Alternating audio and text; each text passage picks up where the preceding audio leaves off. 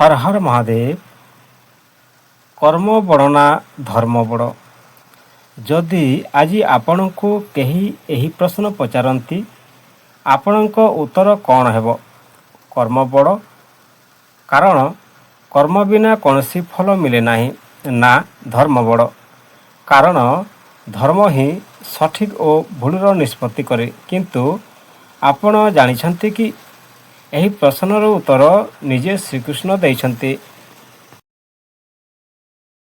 ସେହି ଉତ୍ତର ଆଜି ମଧ୍ୟ ପ୍ରତ୍ୟେକ ମଣିଷର ଜୀବନକୁ ବଦଳାଇ ପାରେ। ଯଦି କେବଳ କର୍ମ ବଡ଼, ତେବେ ଅଧର୍ମ କରୁଥିବା ଲୋକମାନେ କାହିଁକି ଦଣ୍ଡ ପାଆନ୍ତି? ଆଉ ଯଦି କେବଳ ଧର୍ମ ବଡ଼, ତେବେ କର୍ମ ନ କରି କେହି ସଫଳ କାହିଁକି ହୋଇପାରନ୍ତି ନାହିଁ?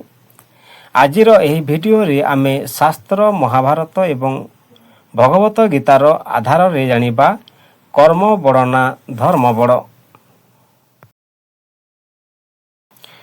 शेषरे मु आपणको एमिति एक सत्य कहिबी जहा शुणिले जीवन को देखिबार आपणक दृष्टिकोण बदल जीव। तेणु भिडियो को शेष पर्यंत निश्चय देखंतु।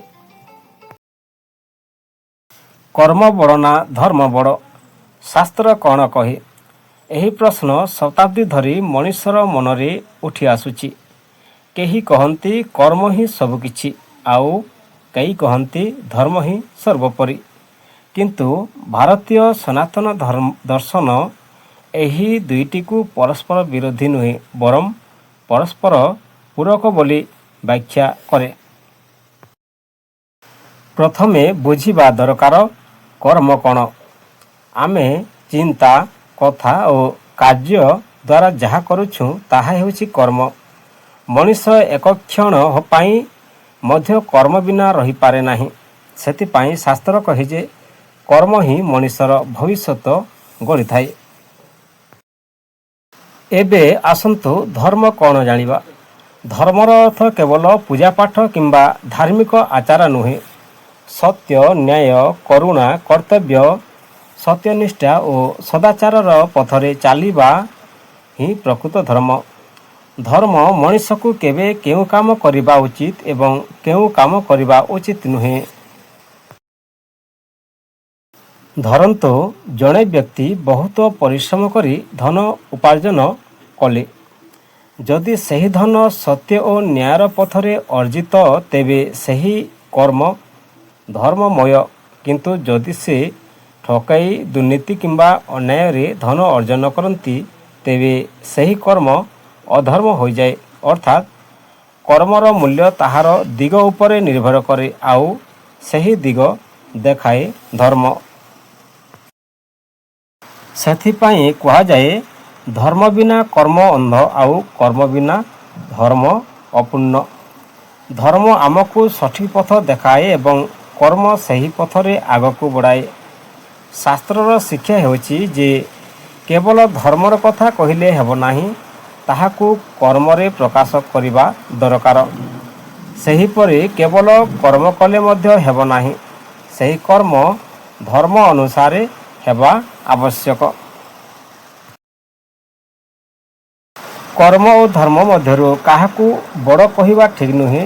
धर्म हेउछि जीवनर नीति, आउ कर्म हेउछि सही नीतिर प्रयोग।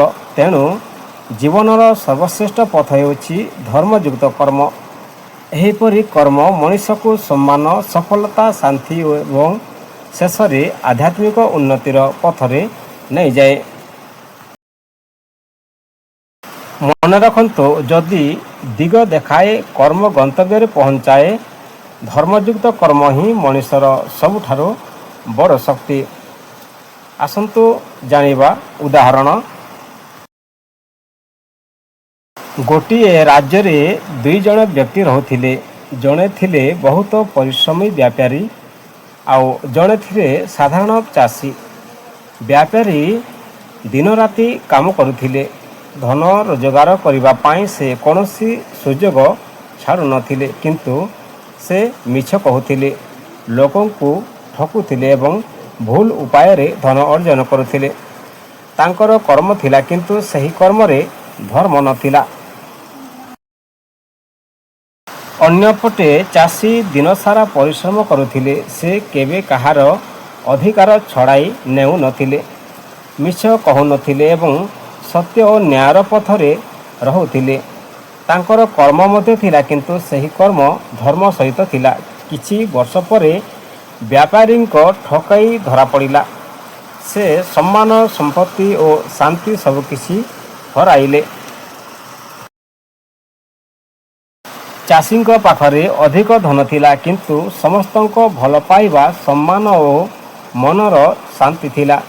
ସେତେବେଳେ ରାଜା କହିଲେ, କେବଳ କର୍ମ ବଡ଼ ନୁହେଁ, ଧର୍ମ ବିନା କର୍ମ ଶେଷରେ ବିନାଶ ଆଣେ। ଧର୍ମ ସହ କରାଯାଉଥିବା କର୍ମ ହିଁ ମଣିଷକୁ ସଫଳତା ଓ ସମ୍ମାନ ଦେଇଥାଏ। ଏହି ଗପର ଶିକ୍ଷା ହେଉଛି, ଧର୍ମ ହେଉଛି ପଥ, କର୍ମ ହେଉଛି ଯାତ୍ରା। ପଥ ଠିକ୍ ନଥିଲେ ଯାତ୍ରା କେବେ ବି ସଠିକ୍ ଗନ୍ତବ୍ୟରେ ପହଞ୍ଚେ ନାହିଁ। ଭିଡ଼ିଓକୁ ଶେଷ ପର୍ଯ୍ୟନ୍ତ ଦେଖିଥିବାରୁ ଧନ୍ୟବାଦ। ହର ହର ମହାଦେବ, ବନ୍ଦେ ମାତରମ୍।